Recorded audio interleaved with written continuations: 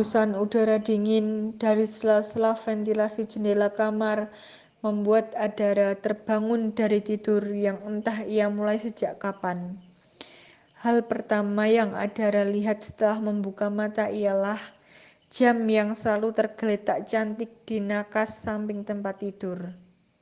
Setelah terbangun pagi-pagi saat bahkan mentari pun masih enggan menampakkan dirinya untuk menyinari permukaan bumi sudah menjadi kebiasaannya. Adara duduk pada sebuah kursi di pinggir kolam belakang rumah sambil menikmati suara percikan air yang mungkin dapat memberi sedikit ketenangan kepada pikirannya saat ini. Surai panjang hitamnya dibiarkan terurai dan menari ketika angin menyentuhnya. Tanpa ia minta, ada seseorang yang duduk di sampingnya. Kak, nanti di SMA orangnya baik-baik nggak ya? Tanya Adara pada orang di sampingnya. Kamu gak usah khawatir. Kakak yakin kamu akan jadi bintang yang bersinar seperti namamu. Andara, bintang yang paling bersinar di langit malam. Jawab lelaki yang usianya 7 tahun di atasnya itu.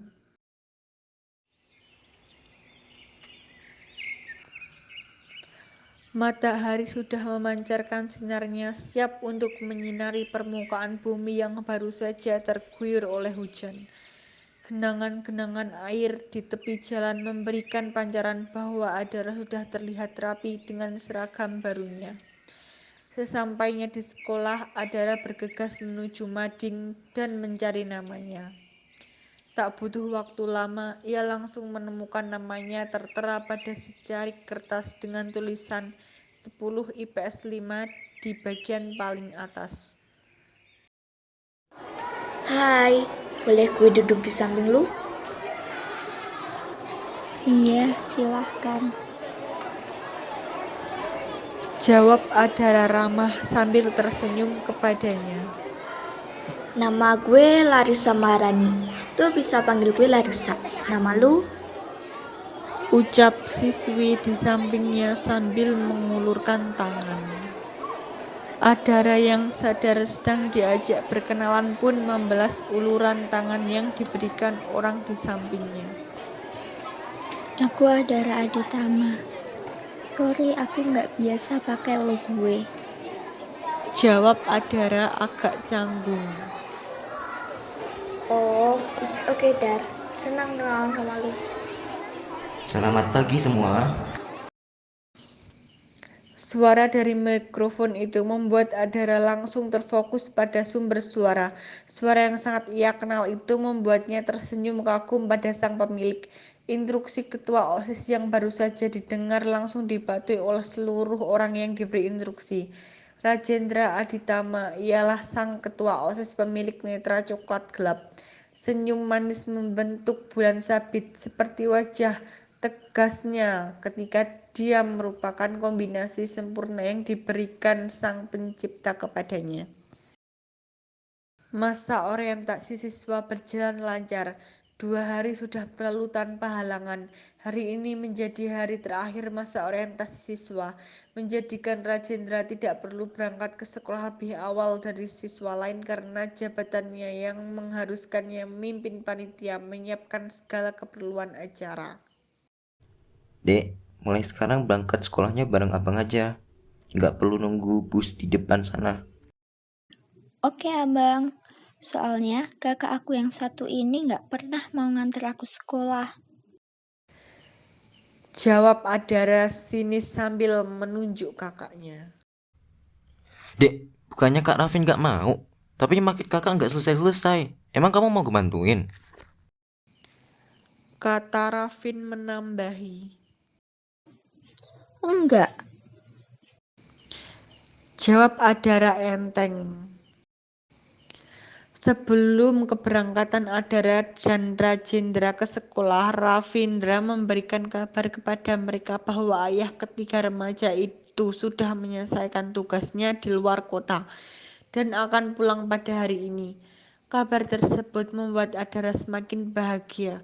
Walau sebelumnya ia sudah merasa bahagia karena makan masakan kakaknya yang terasa sangat enak, Adara sangat takjub pada kakaknya itu. Meskipun ia seorang mahasiswa arsitektur, tetapi ia pintar memasak tanpa ada yang mengajarinya. Pagi Adara, kenapa deh wajah lu kelihatan bahagia banget? Sapa Larissa sampainya di hadapan Adara. Adara sontak membalas sapaan Larissa dengan perasaan bahagianya. Pagi juga Larissa. Nggak apa-apa, moodku lagi baik aja. Mood gue juga lagi baik banget loh Dar. Seragam yang selama ini gue impikan akhirnya bisa gue pakai untuk pertama kalinya. Cantik gak Dar? Tanpa disadari, Adara mengangkat kedua jempolnya sambil berkata, Cantik banget, Sah. Kayaknya sampai 10.000. guna menjawab pertanyaan Larissa. Terima kasih ya Dara.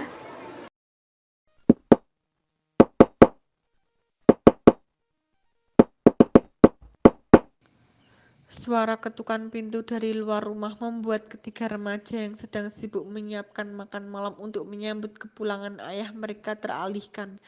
Tanpa pikir panjang, anak tertua dari ketiga membuka pintu sehingga menampilkan sosok yang sudah mereka tunggu kedatangannya.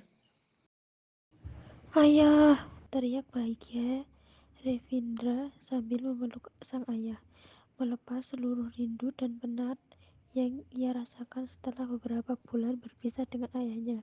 Mendengar teriakan Revindra, kedua adiknya juga ikut menghampiri dan melepas rindu mereka. Aduh, udah belum nih peluk-peluknya? Ayah lapar. Setelah makanan yang sudah tersaji di meja makan habis tak tersisa, ketiga remaja itu berbincang-bincang ketika menceritakan kegiatan mereka selama ayahnya tidak di rumah. Ayah, Adara punya teman namanya Larissa. Dia tuh ya, orangnya cantik, kulitnya putih, pintar lagi. Pokoknya beda banget deh sama Adara. Adara jadi insecure tahu. Curhat Adara kepada ayahnya. Raha, sebenarnya menjadi berbeda itu tidak apa-apa. Karena sebenarnya setiap dari kita mempunyai warnanya masing-masing. Dan setiap dari kita mempunyai cara bersinarnya sendiri-sendiri. Bener tuh Rah, terkadang kita sering iri dengan orang lain. Tapi di mata orang lain kita merupakan orang yang mereka irikan juga, Kata Rafin menambahi. Suara dering telepon dari handphone ayah ketingannya membuat kegiatan mereka terhenti.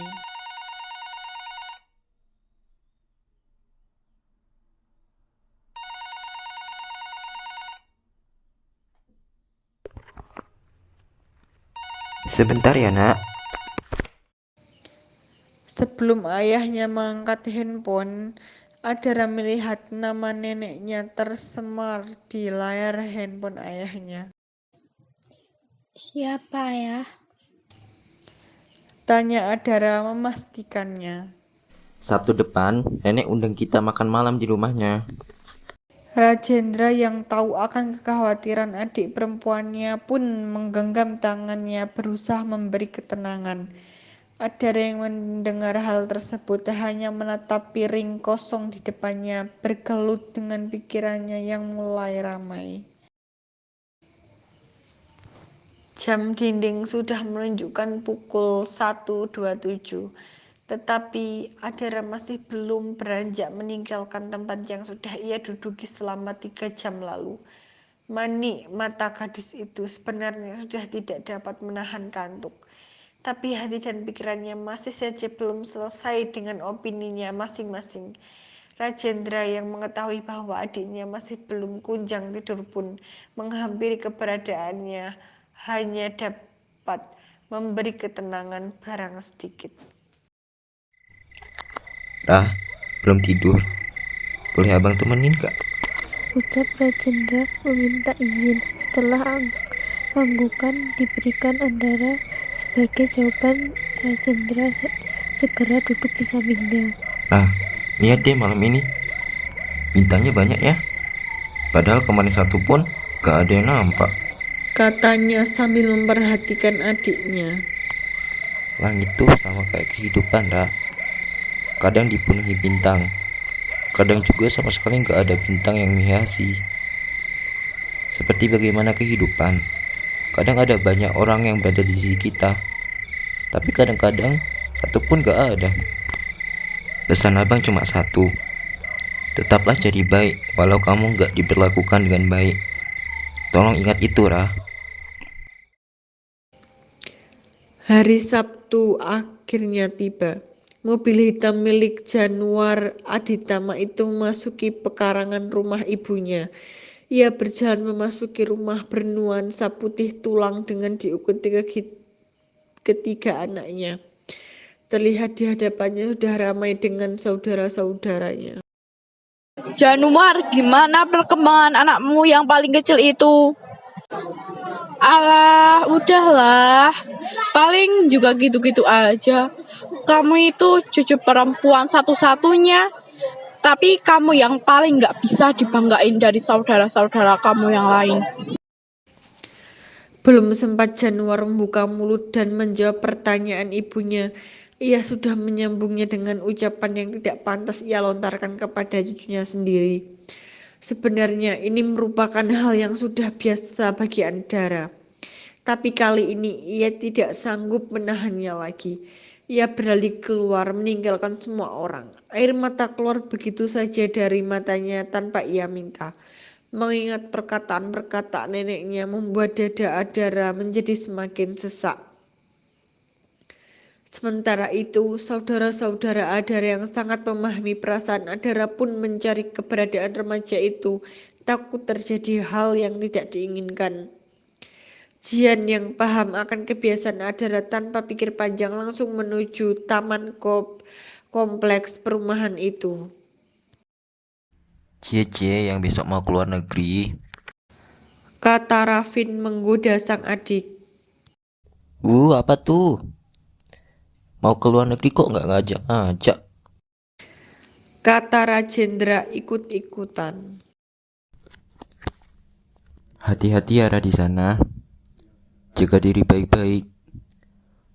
Walaupun hanya sebentar, di sana tetap tempat asing buat kamu. Pesan Rafin pada Andara. Siap, laksanakan. Jawab Andara gaya hormat. Segala pertanyaan Andara tentang siapakah dirinya di mata orang lain, akan menjadi apa dirinya di masa depan, kini semua telah terjawab. Andara Aditama, nama itulah telah dikenal di seluruh penjuru negeri atas desain-desain busana yang dihasilkannya. Dan sebentar lagi ia akan berangkat memamerkan hasil karyanya ke luar negeri untuk pertama kalinya.